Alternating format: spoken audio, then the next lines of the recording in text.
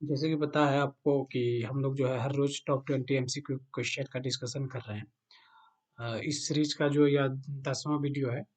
और आपने उन 9 वीडियो को नहीं देखा है जो पहले हो चुके हैं, इसका लिंक जो है आपको डिस्क्रिप्शन बॉक्स नीचे में मिल जाएगा। वहां से जाके जो है प्लेलिस्ट में आप जाएंगे। वहां से जाने के बाद जो है आप उन 9 वीडियो को देख सकेंगे जो पहले आपने नहीं देखा है।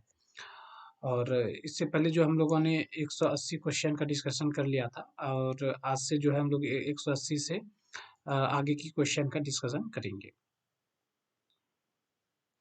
अगर आप इसका पीडीएफ लेना चाहते हैं तो इसका लिंक भी नीचे डिस्क्रिप्शन में मिल जाएगा। वहां से जाके आप जो है पीडीएफ को भी डाउनलोड कर पाएंगे। तो चलिए शुरू करते हैं आज।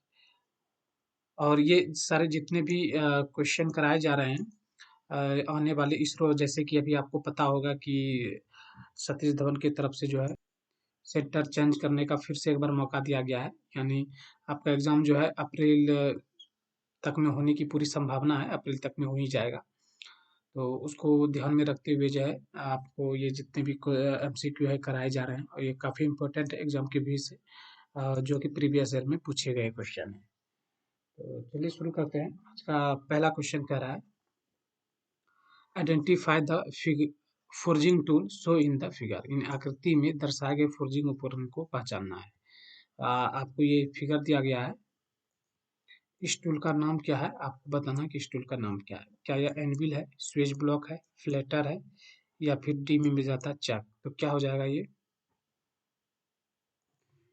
तो जो यह फिगर देख रहे हैं यह जो है हमारा फ्लैटर का है, यानी ऑप्शन जो है सी सही हो जाएगा। अगला प्रश्न देखते हैं। अगला प्रश्न है, knurling is done generally at spindle speed. Knurling सामान्यतः किस स्पीड पर की जाती है? आपको बताना है कि जो हम लोग नर्लिंग करते हैं वो नर्लिंग में स्पीड को क्या रखते हैं। क्या बहुत ही अधिक स्पीड रखते हैं, वेरी हाई, या फिर हाई रखते हैं, अधिक रखते हैं, या फिर स्लो रखते हैं, धीमी, या फिर जीरो शून्य रखते हैं। तो क्या रखते हैं कि जब हम कोई नर्लिंग प्रोसेस करते हैं उस टाइम जो स्पीड रखते हैं हम स्लो स्पीड रखते हैं, यानी धीमी स्पीड रखते हैं। अब नर्लिंग का प्रक्रिया तो आपको पता ही होगा कि जैसे ग्रिपिंग के लिए जो हम नर्लिंग करते हैं, नर्लिंग जो है जैसे मान के चलिए कि अपने माइक्रोमीटर का जो है रेचेट स्टॉप दिखा होगा। रेचेट स्टॉप में क्या कुछ इस प्रकार से जो है लाइनें बना दिया जाता है ताकि ये इस फिसलन से बचे, और हमारे हाथों में जो है ग्रिपिंग अच्छे से आ। यानी थंब स्क्रू आप अगर देखे होंगे तो थंब स्क्रू में किस इस प्रकार से नर्लिंग की जाती है। तो ऑप्शन सी जो है सही हो जाएगा। अगला प्रश्न है, फोर्जिंग प्रचालन का नाम बताएं जिसके द्वारा स्टॉक के टुकड़े का अनुप्रस्थ काट बढ़ा जाता है और टुकड़ों की लंबाई कम हो जाती है। यानी फोर्जिंग का वो प्रचलन आपको बताना है कि जिसमें हम क्या करते हैं कि अनुप्रस्थ काट को जो है बढ़ा के लंबाई को क्या करते हैं, घटा देते हैं। तो उस क्रिया को क्या कहा जाता है? तो उसे हम क्या कहते हैं, अपसेटिंग कहते हैं। और जब हम अनुप्रस्थ काट को घटा के अगर लंबाई में बढ़ोतरी करते हैं तो उस स्थिति को जो है ड्राइंग आउट करते हैं। तो दोनों चीज़ें जो है क्लियर होना चाहिए। आप क्वेश्चन में जो पूछा गया है कि अनुप्रस्थ काट को बढ़ा दिया जाता है और लंबाई को घटा दिया जाता है, तो उस स्थिति में जो आपका अपसेटिंग जो है सही आंसर हो जाएगा। चलिए अगला प्रश्न देखते हैं। अगला प्रश्न है, which part of the TIG building torch holds the electrode. यानी टीआईजी बिल्डिंग टॉर्च का जो कौन सा भाग इलेक्ट्रोड धारण करता है, कौन सा भाग करता है, वो कोलिट करता है। यानी ऑप्शन जो है बी सही हो जाएगा। अगला प्रश्न है, which on the following letter indicates basic hole. निम्नलिखित में से कौन सा अक्षर मूल छिद्र को जो है इंगित करता है। यानी आपको बताना है कि कौन सा छिद्र, कौन सा अक्षर जो है डिजिट है जो छिद्र को दर्शाता है। तो जैसे कि पता होगा हाँ, क्या हुआ, ई है, एफ है, जी है, या फिर डी है। तो डी में मिल जाता है हमको एच, यानी होल होल को जो दर्शाने के लिए जो है हम कैपिटल एच का प्रयोग करते हैं। और वही रही बात शाफ्ट की, तो शाफ्ट को जो हम स्मॉल एच का प्रयोग करते हैं। ये लिमिट फिट टॉलरेंस का है। तो आप जब वहाँ फंडामेंटल वीडियो देखेंगे तो उसमें जो है आपका क्लियर हो जाएगा। एक धनात्मक अलाउंस में हमेशा एक फिट होता है। यानी जब हम पॉजिटिव अलाउंस देते हैं उस टाइम कौन सा फिट होता है, तो उस टाइम जो हमारा हमेशा क्लियरेंस फिट प्राप्त होता है। और यही निगेटिव अलाउंस में जो हमारा इंटरफेरेंस फिट प्राप्त होगा। तो ये चीज़ें जो है क्लियर होना चाहिए। अगला प्रश्न है how many grades of tolerance are the BSI system, यानी बीएसआई प्रणाली में जो है टॉलरेंस के कितने ग्रेड होते हैं। तो आपको बताना है कि जो ब्यूरो ऑफ इंडियन स्टैंडर्ड के अनुसार जो टॉलरेंस का जो ग्रेड दिया जाता है वो कितने ग्रेड होता है, क्या वह 16 होता है, 20 होता है, 18 होता है या फिर 14 होता है। तो देखिए बीआईएस सिस्टम में जो हमारा टॉलरेंस का ग्रेड दिया जाता है वह IT 0, सॉरी IT 01, उसके बाद फिर आता है आपका IT 0, उसके बाद फिर आता है IT 1, IT 1 से लेकर आपका फिर आ जाता है यहाँ IT 16 तक, यानी IT जो है 16 तक आता है। तो इस प्रकार से जो दिया जाता है वो कुल 18 ग्रेड में दिया जाता है, यानी ये चीज़ें जो है क्लियर होना चाहिए जो कि ब्यूरो ऑफ इंडियन स्टैंडर्ड के अनुसार जो टॉलरेंस का ग्रेड दिया जाता है तो वह 18 ग्रेड में दिया जाता है। तो ऑप्शन जो है सी सही हो जाएगा। अगला प्रश्न है चित्र में दर्शाए गए गेज को पहचानिए, ये जो है किस प्रकार का गेज है, इसको पहचानना है। तो ऑप्शन ए में ही मिल जाता है स्नेप गेज, ये हमारा जो है स्नेप गेज का प्रकार है। चलिए अगला प्रश्न देखते हैं, निम्नलिखित कथनों पर विचार कीजिए। तो आपको ये कथन दिया गया है, आपको देख के बताना कि इनमें से क्या सही है या फिर गलत है। एक निरीक्षण आमतौर पर एक संगठित परीक्षा या औपचारिक मूल्यांकन अभ्यास है, बिल्कुल सही बात है। गुणवत्ता नियंत्रण एक छोटी प्रक्रिया है जिसके द्वारा संस्थाएं उत्पादन में शामिल सभी कारकों की गुणवत्ता की समीक्षा करती थी, ये भी सही है। तो ऑप्शन सी में मिल जाएगा, एक और दो दोनों। अगला प्रश्न है निम्नलिखित में से कौन सा घर्षण रोधी बियरिंग है, यानी आपको बताना है कि कौन सा बियरिंग जो है घर्षण रोधी है, यानी एंटी फ्रिक्शन जो है बियरिंग के बारे में पूछ रहा है। क्या वह सॉलिड बियरिंग है, थ्रस्ट बियरिंग है, बॉल बियरिंग है या फिर डी में मिल जाता है इनमें से कोई नहीं।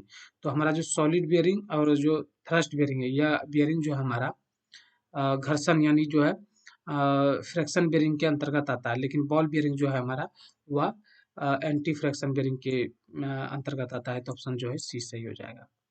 अगला प्रश्न है निम्नलिखित में से कौन सा कन्वेयर का एक प्रकार नहीं है। तो आप बताना कि कौन सा कन्वेयर का प्रकार नहीं, क्या belt conveyor, roller conveyor, pallet conveyor.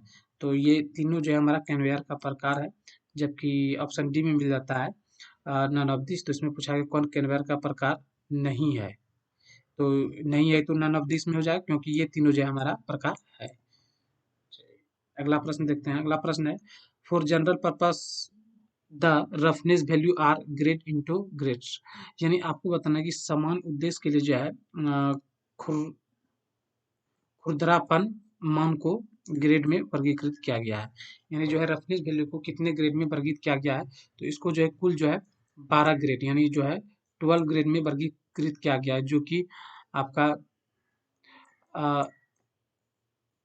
N1, उसके बाद फिर आता है N2 और ऐसे करके जो है आपका N12 तक होता है। तो ये आपका जो है 12 ग्रेड में टोटल पाया जाता है। तो डी में मिल जाता है 12, ये सही हो जाएगा। अगला प्रश्न है निम्न में से कौन सा एक सतह अनियमितता है, यानी सतह की अनियमितता कौन सा, क्या रफनेस है, फिर विवनेस है या फिर सिम में जाता है दोनों, यानी रफनेस और विवनेस। तो यह दोनों जो हमारे अनियमितता के प्रकार हैं। तो ऑप्शन सी जो है सही हो जाएगा। अगला प्रश्न है आमतौर पर प्रेस कार्य में कार्यखंड को कहाँ रखा जाता है। तो आपको बताना है कि आमतौर पर जो जनरली हम लोग प्रेस का कार्य करते हैं और उसमें जो कार्यखंड को कहाँ रखा जाता है, ऑन पंच क्या पंच पर, ऑन रैम रैम पर, ऑन डाई क्या डाई पर। तो हम लोग जो प्रेस कार्य में कार्यखंड को रखते हैं वह जो है ऑन डाई पर यानी डाई पर रखते हैं। तो ऑप्शन सी जो है सही हो जाएगा।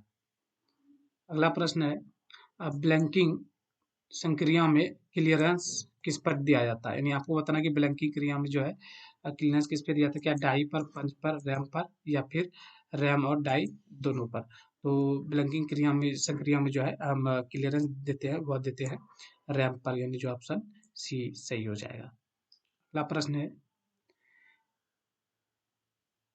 चित्र में दर्शाए गए रिवेट जोड़ को पहचानें, यानी ये जो है आपको रिवेट का जोड़ दिखाया गया है और इसको पहचानना है।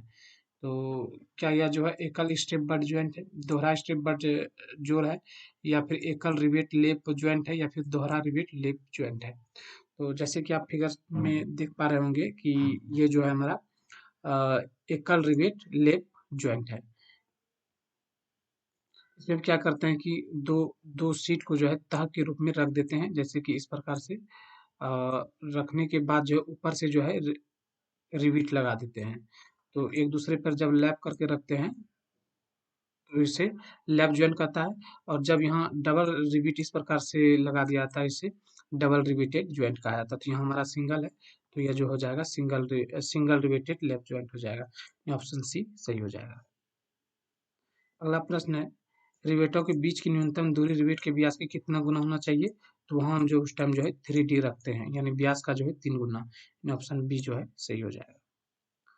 अगला प्रश्न है, निम्नलिखित में से किसका उपयोग शक्ति संचरण के लिए किया जाता है? यानी आपको बताना है कि पावर ट्रांसमिशन के लिए जो है किसका उपयोग क्या गियर का करते हैं, क्लच का करते हैं, कपलिंग का करते हैं?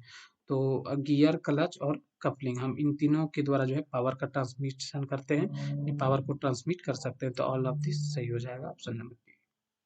इनके में से कौन सा अपघर्षक लेपिंग में प्रयुक्त होता है? क्या सिलिकॉन कार्बाइड, एल्युमिनियम ऑक्साइड, हीरा? तो जैसे कल कल के ही वीडियो में मैंने बता दिया था कि सिलिकॉन कार्बाइड और एल्युमिनियम ऑक्साइड और हीरा का जो है लेपिंग में उपयोग करते हैं। तो ऑप्शन डी जो है सही हो जाएगा। अगला और अंतिम प्रश्न है, चित्र में दर्शाए गए मशीन को पहचाने। इन्हें ये इस मशीन को पहचानना है कि कौन सा, क्या ये मिलिंग मशीन है, ड्रिलिंग मशीन है, शेपर मशीन है, या फिर डी में जाता है ब्रोचिंग मशीन? तो क्या हो जाएगा? तो ये जो हमारा मशीन है यह हमारा ब्रोचिंग मशीन है। तो आज के वीडियो में बस इतना ही। अगर आपको इसका PDF चाहिए तो डिस्क्रिप्शन में इसका लिंक आपको मिल जाएगा।